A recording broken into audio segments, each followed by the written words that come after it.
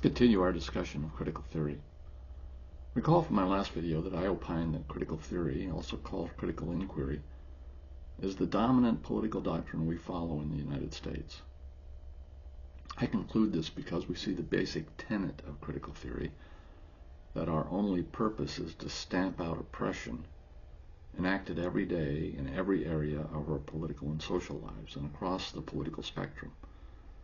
This has been the result of actions more by example than by intent, though educators, artists, media stars, politicians, psychologists, and social workers are working hard to have everyone see themselves as oppressed. Let me state up front, while I reject critical theory, my objective for these videos is simply to help ensure that you and future generations intentionally consider the costs of your acceptance of a political doctrine that is incompatible with self-governance. Firstly, the fundamental tenet expressed by critical theorists to end oppression is subjective and misleading.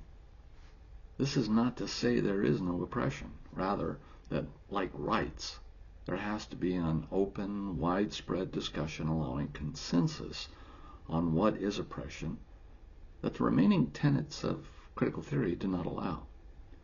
As a result, oppression as a purpose is polarizing and can be fulfilled by only one possible governance structure, autocracy.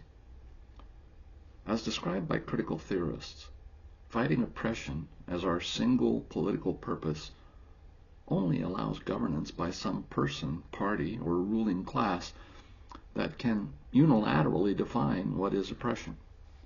There is simply no viable alternative because critical theory intentionally removes or diminishes as oppressive all the classical, rational, and liberal tools needed to reach consensus on what is oppression and on acceptable methods of ending oppression.